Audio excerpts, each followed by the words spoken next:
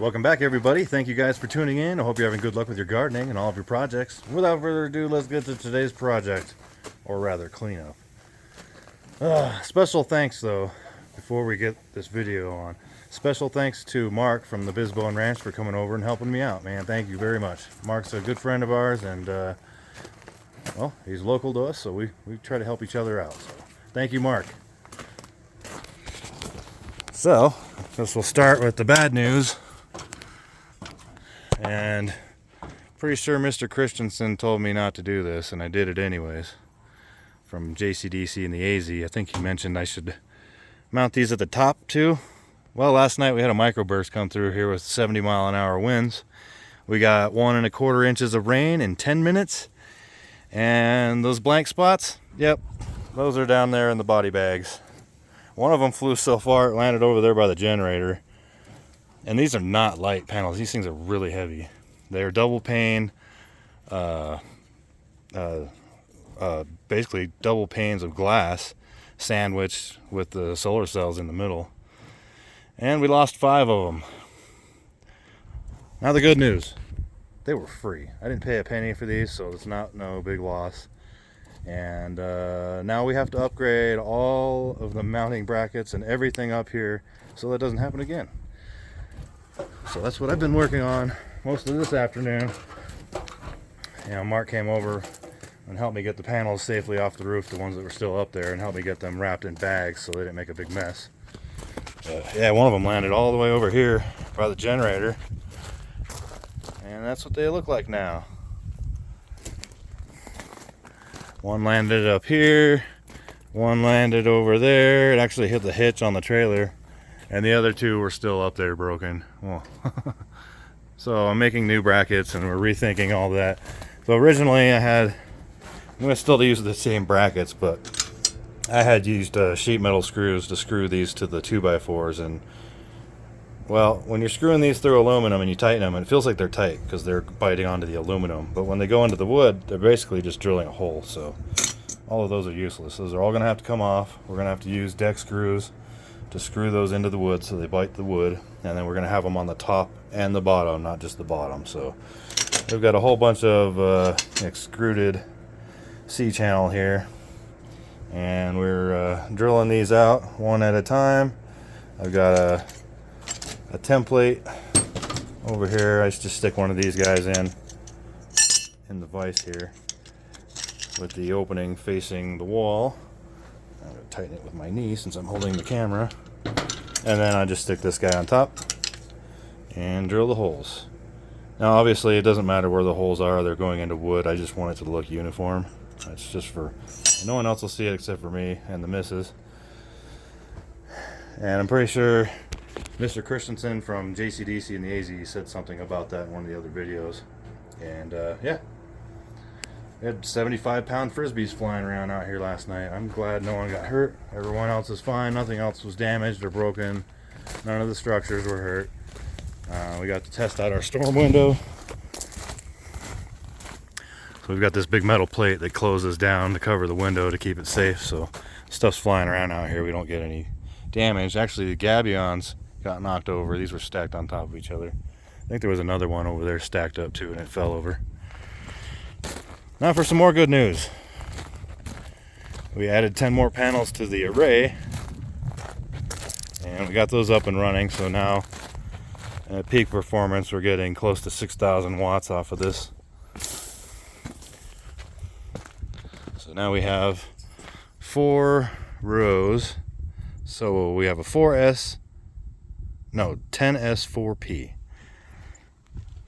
and these are at a different angle. I wasn't able to get the same angle, otherwise they would have been into the ground down here. And the wife was like, you know, when it rains and water runs down there, it's going to hit that dirt and splash all over the solar panels. And she's 100% correct. So we lifted them up off the ground. We got a funky, weird angle here. Almost looks like a laptop.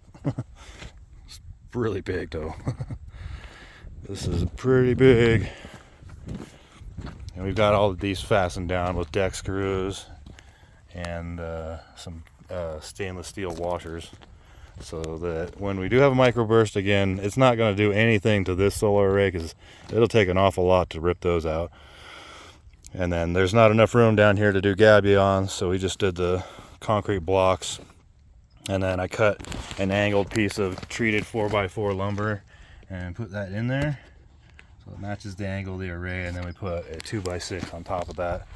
And that runs up all the seams in there, so that'll hold everything down. So each panel's got six deck screws and washers holding it down. So that's not going anywhere. Those are solid. And I may have to unhook one of them because I think when I measured this, it was getting like 20 volts or 20 or 30 volts too much to match the rest of the array. Oh, and we added some lightning protection. I need to get a lot more of these. So this right here will help if there's a lightning strike. And see the two little blue lights? Those are on. If you come out here and those are off, that means it did its job and it needs to be thrown away and replaced. And there's the wiring for it. And the instructions, it said do not bend the wires, run them with sweeping curves. So that's why they're kind of messy looking, but that's what they recommend. And there's not a lot of room in here anywhere to tuck the wires in, so it just looks like that. There's also lightning protection here as well, but I don't trust that. This one is pretty well known on the YouTubes. I think the Tiny Shiny Home and Rich builds cool stuff. He uses these, except he's got lots of them, and we need a lot more of those for our power, our AC side, because the AC side has two legs coming out of the inverter so that we can have 240 volt and 120 volt. And we're doing an experiment with a battery right now because we're still not able to charge the batteries.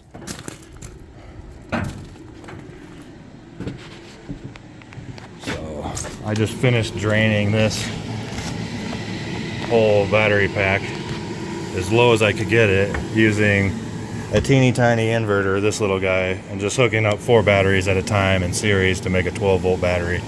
And then I would run all the lights in here and then the fan back there for about 7 or 8 hours, and then it would kill the batteries. So these 4 packs at like 40% charge ran for about 8 hours running the lights and this big fan. So it took a few days to drain all these down. So now we got them all connected in parallel so they can level off, and then I'm also charging them with this little teeny tiny DC power supply, and we'll just hope for the best. One of my subscribers, let's see, it was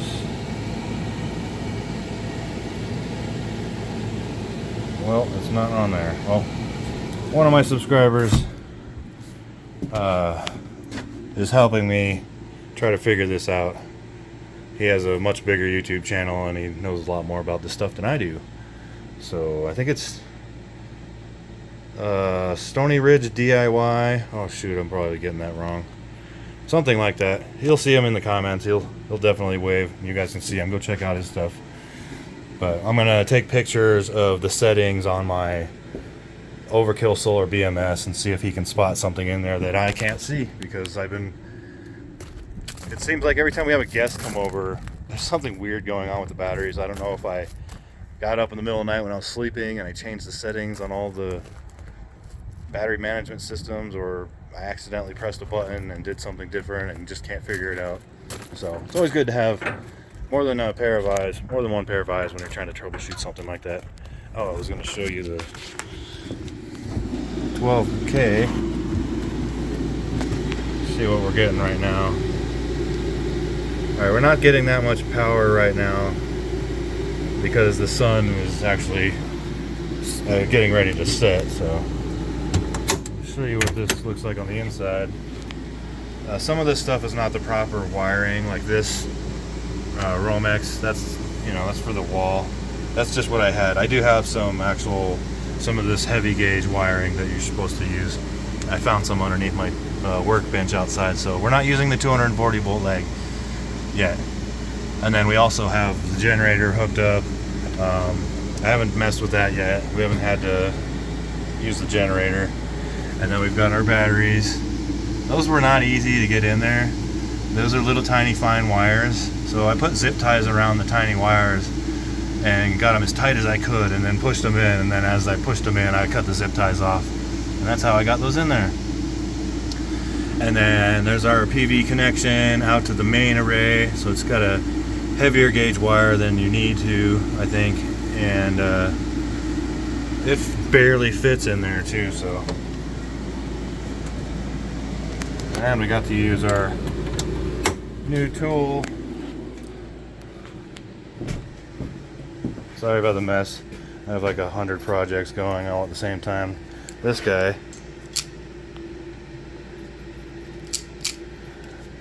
And that is for these little connectors. So the instructions the instructions say to use these on the PV. So I'm not doing something I'm not supposed to be doing. And then I tried using these, but they didn't fit over the 4/aught wiring. It was just a little bit too small. So we've been using these for all kinds of other things, though, for little tiny applications. But we did use them in here only for the PV input, because that's what the instructions ask for. So we tried to do it by the book. We've got our other, here's one of our AC side protective devices. There's all the information on there. It says AC. You guys quit yelling at each other. What's going on?